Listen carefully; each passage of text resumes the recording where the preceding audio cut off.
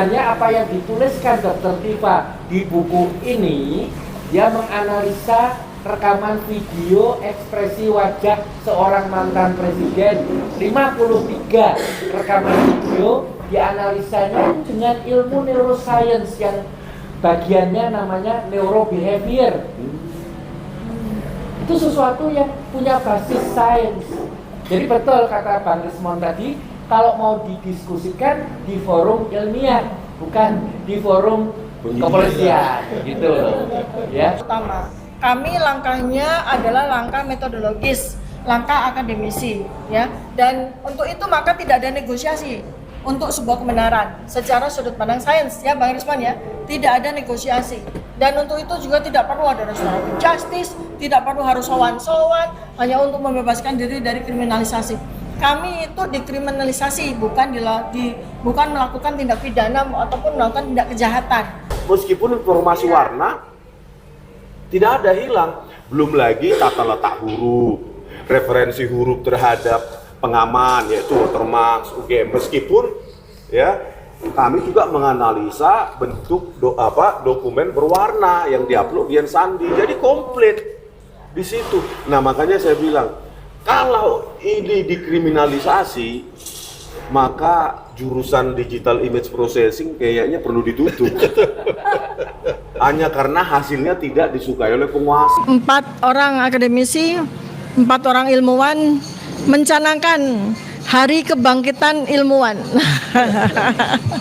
Ya, jadi saya dan Bang Rismon Sianipar pada hari ini mulai pertama ya kami meminta kepada Polda Metro Jaya untuk melakukan pemeriksaan kepada para ahli kami dan para saksi-saksi, dan ini adalah hari pertama. Nanti diikuti hari-hari selanjutnya ahli-ahli yang lain.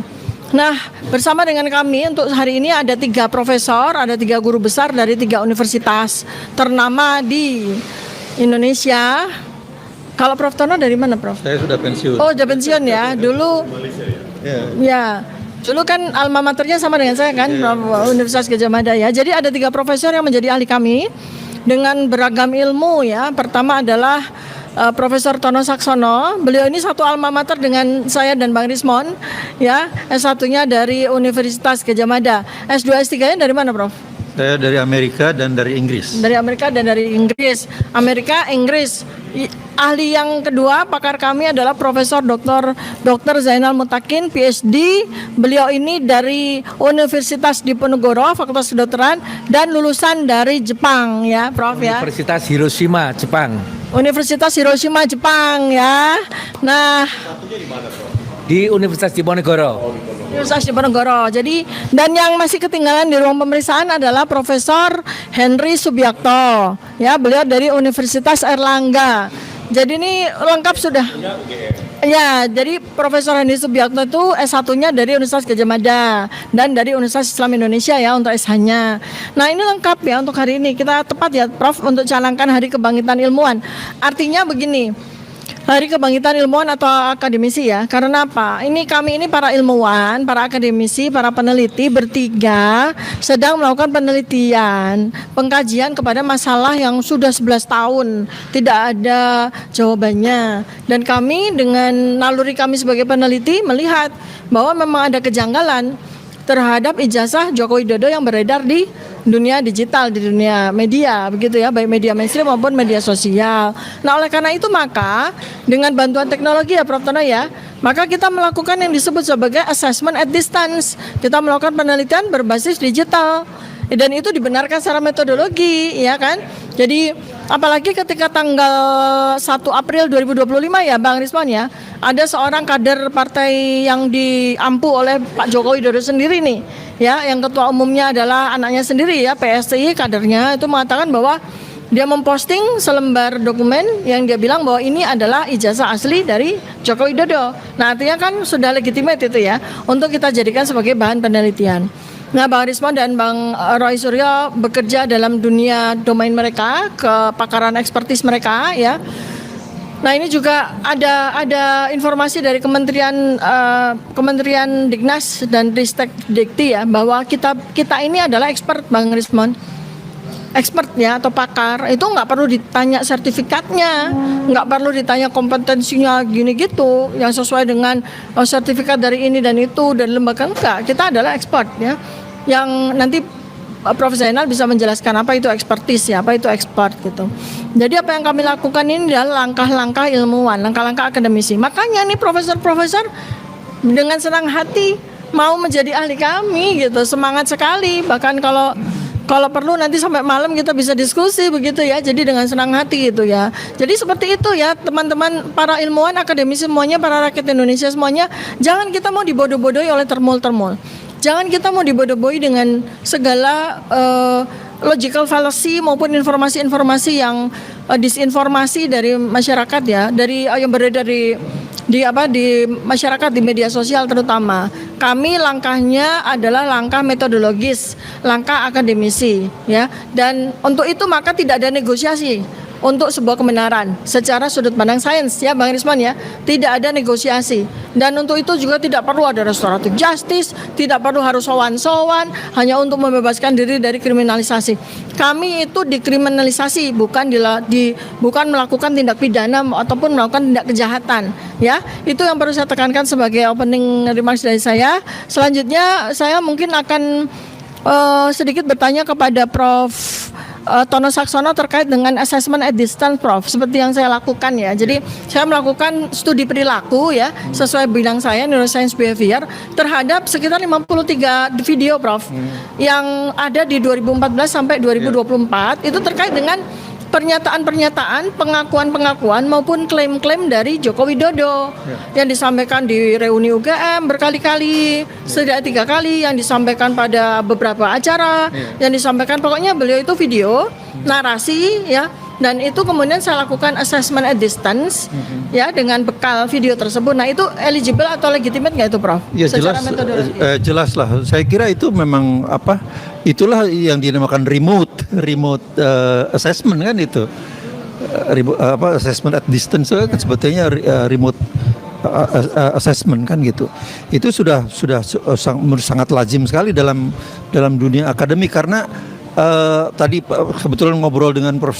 Zainal bahwa itu semuanya terkait dengan dengan nerve di otak, aktivitas saraf-saraf di otak. Jadi ada bahkan tadi Prof. Zainal menceritakan soal epilepsi itu terjadi juga ada hubungannya dengan kalau miringnya ke kanan atau kejangnya yang itu terkait dengan aktivitas otak di dalam tubuh si penderita itu. Jadi memang yang dilakukan oleh Dr. Tifa itu ya sudah menjadi kaidah saintifik yang sangat baku, proven gitu ya. Saya kira tidak diragukan, bisa diragukan lagi itu. Ya di sini juga ada pakarnya. Jadi saya kira tidak ada yang bisa diragukan lagi. Itu sudah menjadi satu domain saintifik yang berlaku di seluruh dunia.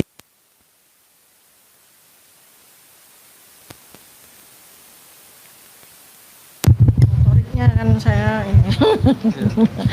Baik, jadi dari Prof. Tono itu memperjelas ya bahwa apa tuduhan-tuduhan termul kepada kami, kepada saya Bang Rismon, bahwa ini kami ilmuwan abal-abal karena bisa melakukan penelitian terhadap sesuatu yang tidak analog gitu ya, gitu kan. Nah, tadi sudah dijelaskan oleh Prof. Tono. Prof. Tono ini adalah ahli untuk kami bertiga ya. Jadi sudut pandang beliau itu terpakai oleh penelitian yang kami lakukan selama ini gitu. Bang Rismon gimana tanggapannya tentang Prof. Tono nih? Assessment at distance ya. Ya, kalau Profesor Tono Saksono ini kan irisan kami kan digital image processing ya, Prof. Jadi metodologi yang ada di buku JWP itu sebenarnya seharusnya ditempatkan di ruang akademik, bukan di ruang kriminalisasi, kan begitu. Nah, dalam tradisi dunia akademisi itu bantahan tulisan, apalagi bentuk buku, paper, jurnal, ya kan, itu memang harus dituliskan juga bantahannya, bukan hanya karena 2-5 ahli mengatakan bahwa metodologi kami tidak ilmiah, lalu itu menjadi rujukan absolut bagi penyidik bahwa kami melakukan manipulasi digital. Ini kan tidak fair. Misalnya 5 ahli menyatakan penyidik bahwa kami memanipulasi, langsung itu dijadikan rujukan bahwa kami melakukan tindakan manipulasi. Padahal ya di buku JWP maupun di YouTube saya ya itu jelas metodologinya. Contoh tuduhan para termul itu dokumen fotokopi kok dianalisa. Loh, dari fotokopi pun bisa loh. Ya, jadi jangan salah ya, beberapa kasus di Amerika dan dunia Eropa itu hitam putih loh. Menganalisa keautentikan dokumen, karena apa? Dari bentuk huruf itu sudah bisa dianalisa bahwa teknologi itu belum ada pada tahun tersebut. Teknologi itu linear, evolusinya linear terhadap waktu. Jadi tidak mungkin teknologi yang ada di masa depan bisa dipakai di masa lalu. Contoh, misalnya ada itu dokumen yang diakui tahun 1920-an yang seharusnya saat itu menggunakan mesin ketik. Ternyata dari pola bentuk huruf itu produksi dari Word document. Coba. Jadi informasi warna pun nggak dibutuhkan pada bentuk informasi fotokopi bisa. Informasi hitam dan putih kalau dalam digital image processing itu namanya grayscale ya. Grayscale information, grayscale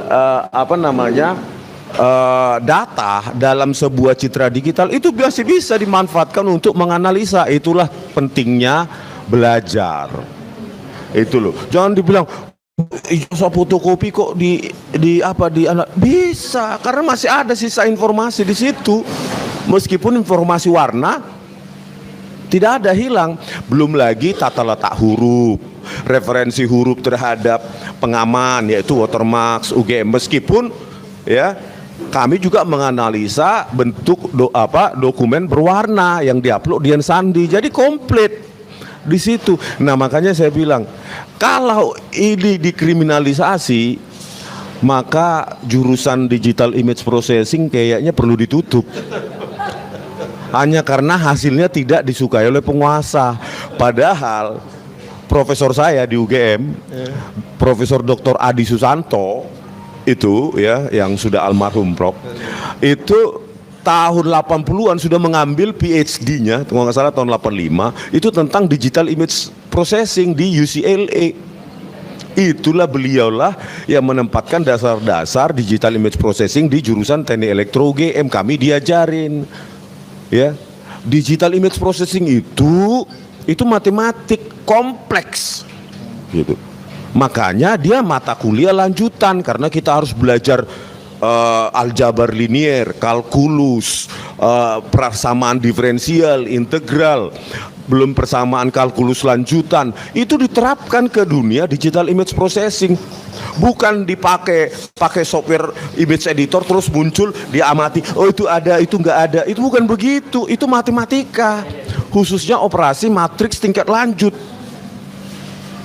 Dan persamaan-persamaan, bahkan persamaan non-linear, bahkan sekarang masuk ke dunia AI yang matematika kompleks. Itu matematika. Oleh karena itu, kalau memang di Reskrimum Kombes Iman Imanuddin menyimpulkan bahwa buku JWP itu tidak ilmiah, berani nggak kita seminarkan? Hadap-hadapan ahli yang 5 itu yang dipanggil oleh Polri, kita berada di seminar, kami aja yang membiayain gitu ya. Mungkin ahli dari Polri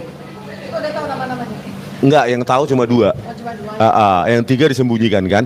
Nah, kalau memang 5 ahli Polri itu menyatakan bahwa penelitian kami itu tidak ilmiah atau buku JWP itu tidak ilmiah, berani nggak di depan profesor-profesor di bidang itu kita berdebat, berargumentasi secara ilmiah berbasis kajian dan keilmuan digital image processing gitu ya. Itu baru profesional dan akademik. Kalau nanti itu dinilai oleh hakim yang nggak punya dasar matematika tingkat lanjut, menentukan ini tidak ilmiah, kacau negara ini. Penelitian dinilai, dievaluasi, dinyatakan benar tidaknya oleh hakim yang nggak paham kedalaman ilmu tersebut. Apalagi hakim yang konvensional, dalam arti ya udahlah, kalau sudah ahli kepolisian sudah pasti itu benar, kita berpihak aja pada ahlinya kepolisian. Kacau sudah. Apalagi waktu Jessica juga begitu, kasus Jessica, ya sudah ahli kepolisian, mereka PNS juga katanya. Jadi kata Hakim Minsar Gultom, kami percaya ahli kepolisian, nggak usah sidang. Kalau hanya percaya dari ahli kepolisian nggak usah sidang, langsung putuskan aja. Ahli kepolisian pasti benar, putuskan 12 tahun begitu. Ya, kalau cuma ahli kepolisian yang boleh benar, ahli lain tidak memegang kebenaran versinya gitu loh. Oleh karena itu, apapun ya metode logi yang dilakukan oleh Pak Roy, Bu Tifa, saya, ayo tempatkan ke ruang seminar, ruang ilmiah, ditampilkan di televisi. Kan enak kita undang wartawan. Di mana sih? Kan peneliti bilang boleh salah tapi nggak boleh bohong. Nah kalau kami bohong, di mana bohongnya? Begitu. Mana metodologi itu yang bohong? Janganlah setingkat polisi masa menilai kami ilmiah atau tidak ilmiah. Memalukan kali Republik ini. Ya lama-lama setiap jurnal nanti harus perlu verifikasi polisi nanti. Jurnal medicine misalnya, ya jurnal kesehatan, jurnal AI, jurnal brain science. Ayo kita minta izin sama polisi supaya dinyatakan ini ilmiah. Kalau bisa ke Polda Metro Jaya, di Reskrimumnya, Kombes Iman Imanuddin, kan kacau. Domainnya kan masing-masing berbeda. Ya, begitu ya.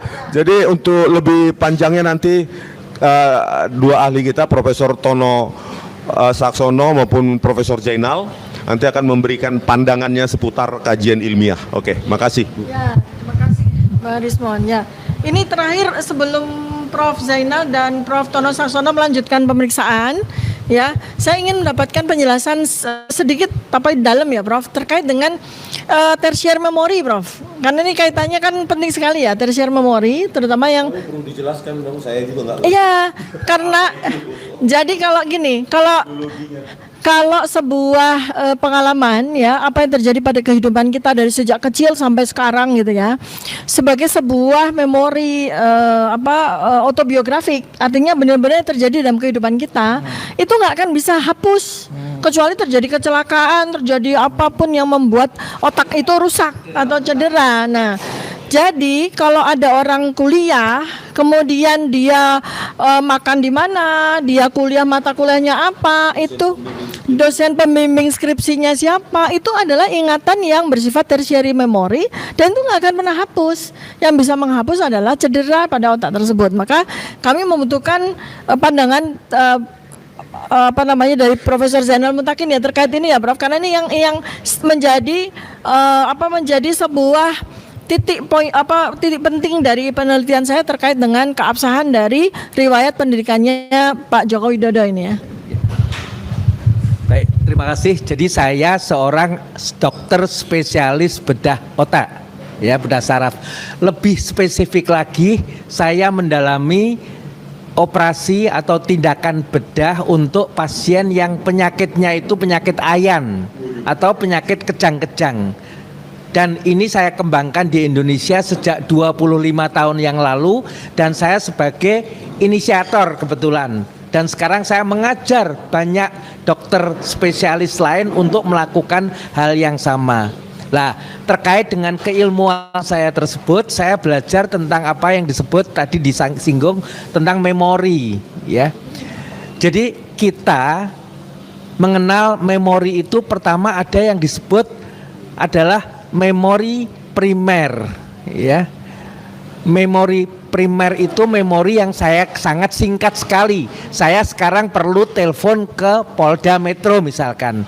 Saya nggak tahu nomor teleponnya, saya mesti lihat catatan dulu nomornya berapa, baru saya bisa nelpon. Tapi sesaat kemudian, kalau saya mau mengulang telepon lagi, saya harus lihat lagi, karena saya nggak inget. Tapi dengan itu saya lakukan berkali-kali setiap hari, saya sebagai operator telepon, saya nggak perlu lagi lihat catatan. Perubahan dari memori sesaat menjadi memori yang lebih lama itu adalah peran bagian otak, suatu bagian dalam limbik sistem otak kita yang disebut hipokampus. Ya. Lah, perubahan memori ini dari primer menjadi sekunder, ujungnya nanti jadi tersier. Apa sih memori tersier itu? Memori tersier adalah nama kita sendiri, ya, alamat rumah, istri kita, anak-anak kita siapa. Hal-hal yang menjadi bagian dari perjalanan hidup kita, sekolah kita, SD, SMP, SMA, mahasiswa, ya, yang menguji kita siapa, itu semua tidak akan pernah hilang karena itu sudah terwujud dalam bentuk memori tersier di otak kita. Ada lagi yang sekunder tadi, itu sulit menggali dan bisa terlupakan. Contohnya kita ketemu seseorang di stasiun, sepertinya kamu teman SMA aku, tapi namamu siapa ya?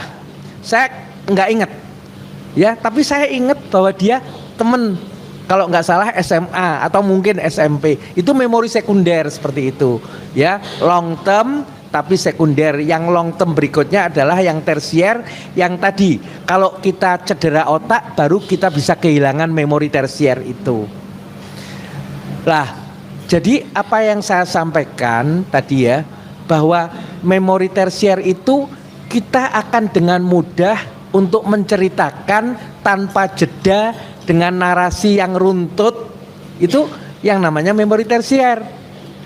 Tetapi kalau di dalam memori tersier itu ada adisi, ada tambahan, ya toh? Karena kok cerita saya ini sebenarnya kurang. Saya itu, ya, sekolah saya memang ternyata nggak nyampe situ, tapi saya pengen masyarakat tahu kalau saya sekolahnya di situ. Berarti ada informasi tambahan di luar memori tersier itu. Tambahan itu di-create, itu yang meng-create siapa? Itu proses berpikir yang ada di otak depan kita. Kita punya bagian otak depan namanya area prefrontal. Ya, dia ingin berusaha demi menjaga posisi kredibilitas, nama, ya, posisi kedudukan sosial.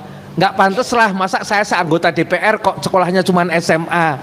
Jadi saya harus punya sekolah mahasiswa dong, perguruan tinggi. Itu di-create, tidak dialami sendiri. Itu dalam narasi bercerita tentang peristiwa yang kita sebut memori autobiografi, itu pasti akan ada lubang-lubangnya di situ. Nah, satu lagi yang terkait dengan memori ini adalah ekspresi wajah. Jadi ada sesuatu yang terkait dengan ekspresi atau perilaku kita, gerakan tangan, gerakan tungkai, gerakan mulut, bibir, mata, semua itu menggambarkan proses yang terjadi di otak kita. Saya sekarang sedang meneliti, saya kumpulan rekaman video kejang dari pasien epilepsi. Dengan mempelajari bentuk serangan kejangnya, itu saya bisa menentukan dugaan kejang itu berasal dari bagian otak yang mana. Apakah itu dari otak depannya atau otak sampingnya, sisi kanan atau sisi kiri, hanya dengan mempelajari bentuk rekaman video dari serangan kejang. Dan itu sekarang berguna sekali. Ya, setelah ada dugaan baru saya akan lakukan pemeriksaan tambahan, merekam aktivitas listrik di otak tadi untuk melihat dari daerah tersebut atau tidak, betul atau tidak saya buktikan. Lah, apa yang dilakukan Dr. Tifa? Mempelajari mikroekspresi. Jadi ekspresi yang lebih rinci, detail dari wajah seseorang yang itu sebenarnya dikendalikan oleh alam bawah sadar. Jadi di otak kita bagian dari sistem limbik itu ada yang namanya, selain hipokampus tadi, amigdala. Amigdala adalah organ penting yang mengatur ekspresi otomatis. Tidak bisa dibohongi bahwa yang kita narasikan itu sesuatu yang betul-betul kita alami terjadi, narasi autobiografi tadi, atau ini suatu kebohongan. Itu bisa dilihat dari ekspresi wajah, seperti saya mempelajari bentuk kejang pada pasien epilepsi tadi. Jadi sebenarnya apa yang dituliskan Dr. Tifa di buku ini Dia menganalisa rekaman video ekspresi wajah seorang mantan presiden. 53 rekaman video dianalisanya itu dengan ilmu neuroscience yang bagiannya namanya neurobehavior. Itu sesuatu yang punya basis sains. Jadi betul kata Bang Rismon tadi, kalau mau didiskusikan di forum ilmiah, bukan di forum kepolisian gitu loh. Ya, saya rasa itu saja yang ingin saya sampaikan. Ya, bahwa itu, ya. Pertanyaan sedikit, Prof. Kan 2017 itu Pak Joko Widodo dengan ekspresi seperti itu menyatakan saya bolak-balik. Terima kasih Pak Kasmujo, berkat bimbingan Bapak saya bisa menyelesaikan skripsi saya di jurusan teknologi kayu. Kehutanan UGM gitu tahun 2017, Prof. Setelah itu Pak Jokowi 2025 membantah bahwa Pak Kasmujo bukan dosen pembimbing skripsi saya. Pak Jokowi yang sama itu. Apakah mungkin ada kemungkinan bahwa itu di-create tadi di memori prefrontal itu, Prof, bukan di hipokampus? Nah, itu Prof. Iya, Prof. Apakah semacam itu bisa dijadikan contoh bahwa itu sebenarnya di-create di prefrontal gitu? Jadi kalau itu betul suatu pengalaman autobiografi tadi ya, runtut, narasinya tidak bisa dipalsukan, narasinya benar dan tidak mungkin keliru gitu loh. Tapi kalau ternyata informasi itu diubah, berarti dari awal memang itu adalah create adisi, informasi yang ditambahkan dalam perjalanan riwayat pendidikan tadi. Itu kesimpulannya ke sana. Selain melihat perubahan tadi mikro ekspresi dari sudut mata, sudut bibir, wajah Butiva ya. Facial action coding system. Ya, baik. Nah, paham kan ya? Ini dikit-dikit aja nanti kita belajar sama-sama dengan para guru besar. Iya.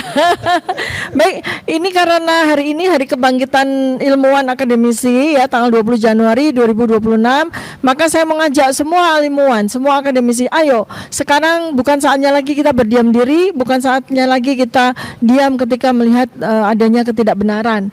Ini siapa yang bisa menegakkan, siapa yang bisa memperjuangkan kebenaran kalau bukan para ilmuwan ya. Baik, Profesor Tono Saksono terima kasih banyak, Profesor Zainal Mutakin terima kasih banyak. Beliau berdua ini masih melanjutkan, mudah-mudahan harus makan siang dulu supaya stamina-nya terjaga.